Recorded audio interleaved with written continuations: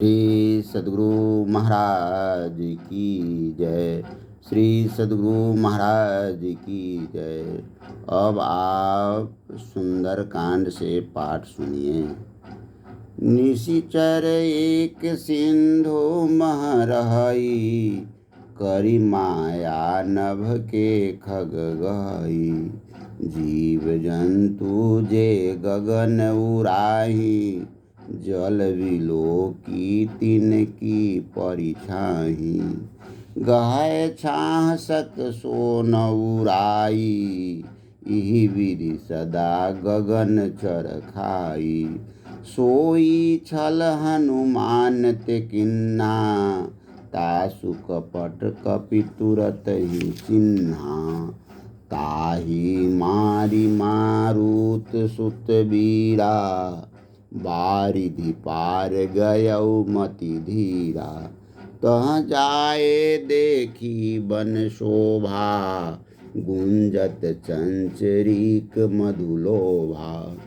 नाना तरु फल फूल सुहाए, खग मृग वृंद देखी मन भाए।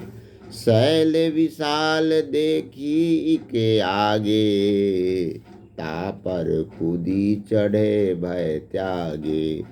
उमान कछु कपि की अधिकाई, प्रभु प्रताप जो कालहि खाई। गिरि पर चढ़ी लंका कपि देखी, कही न जाय अति दुर्ग विशेषी। अति उतंग जल निधि चहु पासा, कनक कोट कर परम प्रकाशा। कनक कोट विचित्रमणि कृत सुंदरायत अति घना। चौहट हाट सुघट बिथि, चारु पुर बहुविधि बना। गजबाजी खच्चर निकर पद चर रथ बारूथनी को गणे। बहुरूप निशिचर युथ अति बल सेन बरनत नहीं बने। एक राक्षसी समुद्र में रहती थी। वह छल करके आकाश के पक्षियों को पकड़ लेती थी।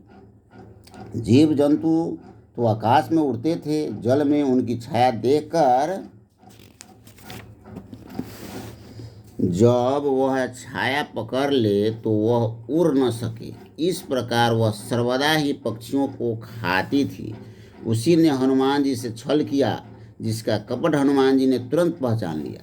उसको चरण प्रहारों से मारकर पवन पुत्र वीर मतिधीर हनुमान जी समुद्र के पार पहुँचे। वहाँ जाकर वन की शोभा देखे कि जिसमें मधु के लोभ से भ्रमर गुंजार कर रहे थे।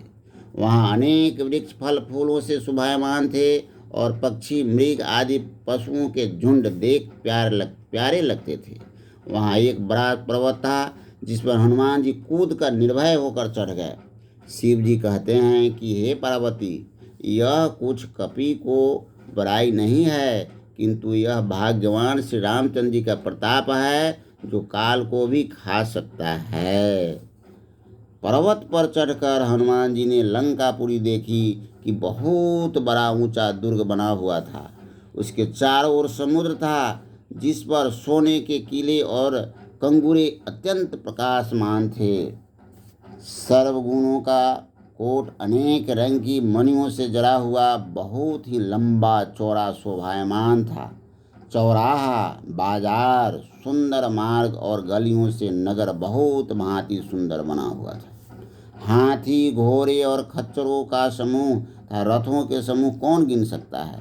अनेक रूप महाबली राक्षसों के झुंड और सेना की वर्णन नहीं किया जाता। जहाँ वन, बाग, बगीचा, फुलवारी, सरोवर, कुआं, बावली शोभायमान है और मनुष्य, नाग, देवता, गंधर्व इनकी कन्याएं अपने रूप से मुनियों के मन को भी मोहित करती है, तथा जहाँ अत्यंत बलवान पर्वत के समान बड़ी देह वाले मल्ल गरजते और अखाड़ों में अनेक भांति से लड़ते हुए एक दूसरे को ललकारते अर्थात डपटते हैं। श्री सद्गुरु महाराज की जय।